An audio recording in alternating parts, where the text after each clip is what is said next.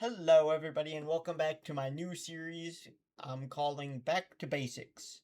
To get a bit of context of why I'm calling it Back to Basics is I'm a player with over 1,000 hours on btd6 and can consistently get top 50 finishes within all of the competitive mode, so I thought it would be very helpful to share my tips and tricks to help you bring you from the very basics level to the ultimate level and compete on the same level that ISEB does in his videos. So today's topic, we're going to cover XP farming. I've already beat the tutorial and a few maps, so we're gonna go in here. We're going to pick a map that's really easy. You don't have to pick anything on the first map. You can continue on with these other maps and go through here and play this. Um, and what we'll want to do is we'll want to try to unlock these harder maps. So this one requires you to beat 5 maps to unlock intermediate. Advanced requires 12 maps to be beaten, and expert requires 20. We're going to want to do that because the higher difficulty level of the map ends up giving you more experience for beating around. So we're just gonna hop into a game right now, and it's much better to farm XP in a hard game mode, but if you're a beginner, I would recommend that you start with easy mode. But I'm going to pick hard mode because what we're going to want to do is unlock alternative balloons, beat that, and then unlock Impoppables. This is because Impoppable has an extra 20 rounds in the game mode, which is important because wait a second. I'll come back to that topic in a minute. But what we're going to want to do is we're going to want to place our hero because our hero levels up over time without us doing anything. You can spend money to upgrade him, but because he automatically upgrades, it's almost never worth it to spend your money on here. And then he should be able to take care of 80% of the game. The other little few bits you'll be able to cover with a single tower. So we're going to pick one tower, and we're only going to place that tower and try to defend the entire game with just that tower. So I am going to pick something like the boomerang monkey, and we're going to try to defend only with him the entire time. We're going to want to do this because every round has an XP pool, and that XP will be gifted to all your monkeys on screen. The higher the round you're in, the more XP is in that round's pool. So if you beat round 80, you're going to gain way more XP than if you beat round 20. The next thing you need to know is how XP is divided between all your towers. So XP is divided by all your towers based off of the total amount of money you spent on all towers. So if, let's say, for simplicity's sake, I only spent $1,000 on all of my towers and upgrades on the screen, and I spent $600 on my boomerangs and $400 on my dart monkey. So that would mean that 40% of my XP of that round went towards the dart monkey, and 60% went towards the boomerang. So, that's why you want to spend the majority of your money, or all of your money if possible, on a single tower. So I've let this sit for a couple of rounds, and we were able to gain a couple of XP. So now we can upgrade our monkey.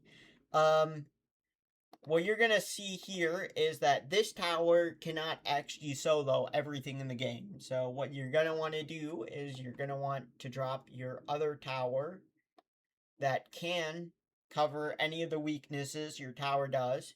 And you're going to, under this info tab, you'll see the cash spent, 215. And then you're going to check here. And you want to make sure that this is always a much bigger number. So, in fact, we are going to get another upgrade for this to make that number even bigger. And then, if you can't spend more money on this single tower, all you need to do is grab another one and place it down and grab this.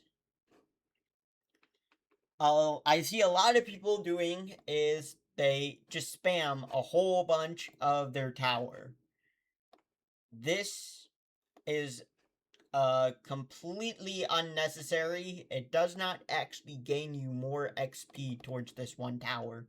So I'll see someone, let's say they were to get a ton of money worth of Dart Monkey upgrades and a ton of, and then they just keep placing down dart monkeys, thinking that the boomerang monkeys will end up gaining more XP than the dart monkeys.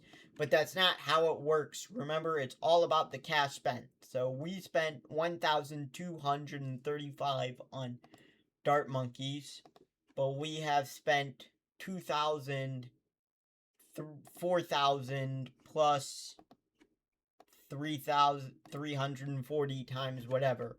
So what you can do actually is you can spam a lot, but then you should make sure that you get just a couple of upgrades. Instead of going for like one big upgrade, like instead of, let's say, going for this Morglaives for 4,000, if you just drop a whole bunch of boomerang monkeys and you all upgrade just a couple of them, you'll end up gaining 2,000 per boomerang monkey, which of course is just way more than 1,235 or 3,180 on the entire other thing. And you'll see that despite the fact that that we have another tower down, if we look at how much XP this gains, it's at 6,601 XP, and our boomerang sitting at 3,469. If we wait for this round to end, another thing is, now that we get this pick a tower screen, a lot of people ask when they're first time playing, which tower should I pick? Does it make a difference? What's the best tower? The answer is, it does not make a difference on which tower you select, because you will very, very quickly unlock all the towers in the game. It doesn't matter what order you pick them in, you'll be able to get all of them, and you're not going to be able to use all of them right away because you're going to have this XP bottle cap, which is what we're trying to focus on right now. This would be the typical end of the easy levels, which is round 40. If you're struggling to the rounds, then don't forget you always have Quincy's activated abilities, which increases his attack speed, which is really good for when you're short extra damage on like these really hard rounds like 40. You saw even with the ability active, I still leaked a couple of lives.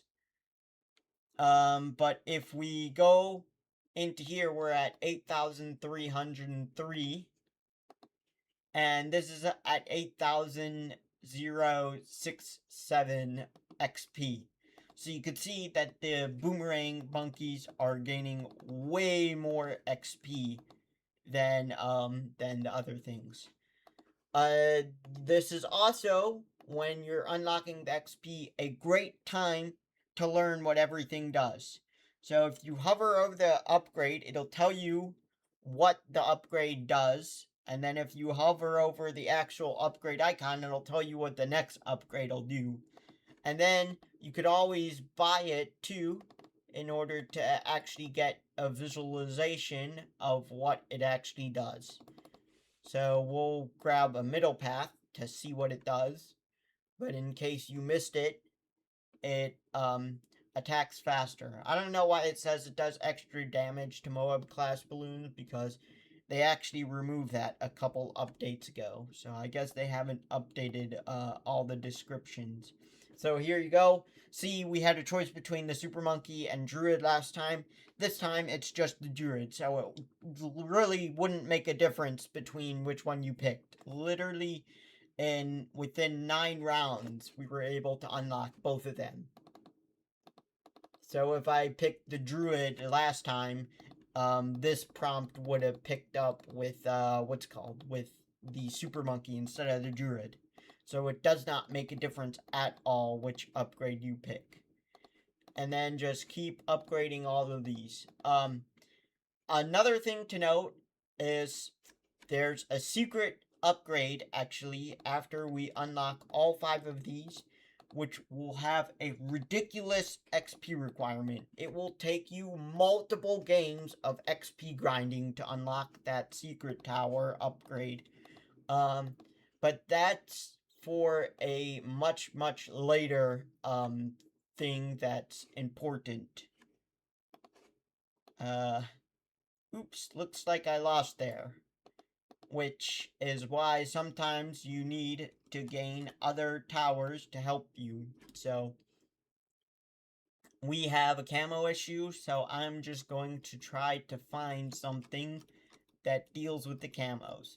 Preferably, I don't want to drop too many other towers to deal with camos, because I want boomerangs to be gaining 99% of the XP.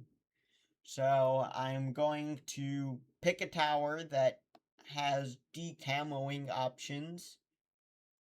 And eventually work up to the decamo option, and then I won't need to worry about getting more camo defense, because then our boomerang monkeys will be able to deal with it.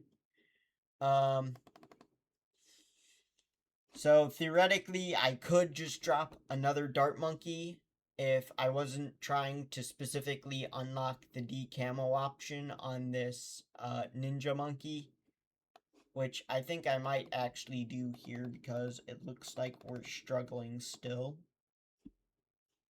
But we really don't want to do this, because this will end up costing us more XP. So what we can do after this is, when we no longer need it, we can just sell that tower. Also, very late in the game, because we spent so much money on these boomerang monkeys, this ninja monkey is going to get little to no XP. But it's okay, because our hero actually deals with camos, which is one of the weaknesses that boomerang monkeys have. But if you were going with dart monkey, it would be a lot easier, because dart monkeys actually have camo detection built into one of their upgrades. Okay, one last thing to note is that your level XP for your account is actually tied to the round XP, so you'll be gaining those at the same rate. There is a thing called veteran levels, which will move away from your level XP amount to balloons popped, but that will be when you reach the end of the XP track. So right here, this level is tied to the same amount of rounds for everything else. There are a few achievements that you could claim. Make sure to not spend your monkey monies on continues in case you lose, because you are going to need a lot of this XP, this monkey money.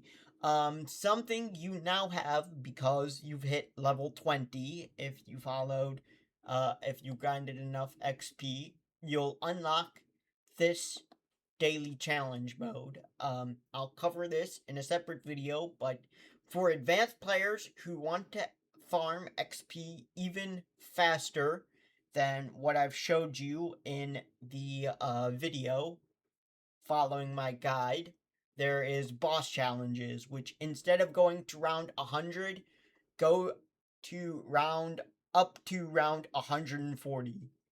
But for any beginner who just started the game, I would never, ever, ever recommend this. This is one of the hardest things to do. If you would like a guide, please leave a comment in the down below in order to say that there is a significant interest in a guide for no XP beating a boss in order to farm XP much faster. But if you're not a beginner, I would not recommend doing this at all. I would recommend you going back and playing all the way to impossible difficulty, or alternatively, beating 5 maps on easy to unlock your intermediate maps, and then continue on beating maps on easy until you've unlocked expert maps. Just note that if you're trying to farm XP on expert maps, they are actually very, very difficult. You are most likely not going to get anything. The other thing I would recommend, before XP farming is under tutorials, just complete all of these tutorials. These will help teach you the basics of literally everything. Every hero, and well, anything that's within this tutorial, it'll teach you. So there's a whole bunch of heroes. Also, when you level up, you should unlock other heroes, so you should learn about them, especially by playing their tutorial. And that's it for this guide. I've got one more thing to show you, but that is outside of btd6. So if we hop over to Google, there's this website called the Balloon API Explorer, so you'll just type it in, and under here, this is an amazing website that gives you a lot of information, but what we're going to, as beginners, look into, because this is the most helpful, under rounds, there shall now be a round set button, and you could click the standard rounds to learn about the standard rounds, and it's going to show you what spawns every round, so you could learn what all the really, really difficult rounds are. So we can see in round 63 there's a wave of 40 leads, 40 ceramics, another 40 ceramics, and all the way, if you make it to round 100, a bad will spawn, and all this information. And up here at the top, we've got 3 tabs. So detailed will help break down the round. So it'll tell you how much income you'll make by popping all the balloons in the round and how long the round lasts. You could also select a round, like down here, and it'll break down how much what the waves that spawn out for. So there'll be a wave of 10 reds, then 5 blues right after that. Then there'll be a very short break, and then there'll be 15 reds that spawn out. But if that's too confusing for you, there's a much easier way to see. There's this preview mode, which will allow you to select a round up here. So let's say round 2. And then you could select difficulty, because balloon speed actually scales with difficulty. So let's say we're playing on hard difficulty round 2. I want to see what round 2 looks like. So we press this play button, and it will go through the entire detailed thing. So let's go to like a hard round, like 63. Then you could clear the balloon spawning, and we can press play and fast forward, so it'll go fast. And this is what the spawns look like. So down here, here's each of the ceramic clumps, and this is how the spawn waves go. And that's the entire round 63. I would also highly recommend that you play around with this website, because there's other very, very good things. So if you liked this video, please add any comments down below of anything that you like or any questions you have. If you have questions, I'll hopefully answer it. And if you like this video, leave a like and subscribe. I'm trying to get monetized on YouTube, so please support me. And next episode, that I make will be about the different kind of game modes that you could play and all the medals you'll earn.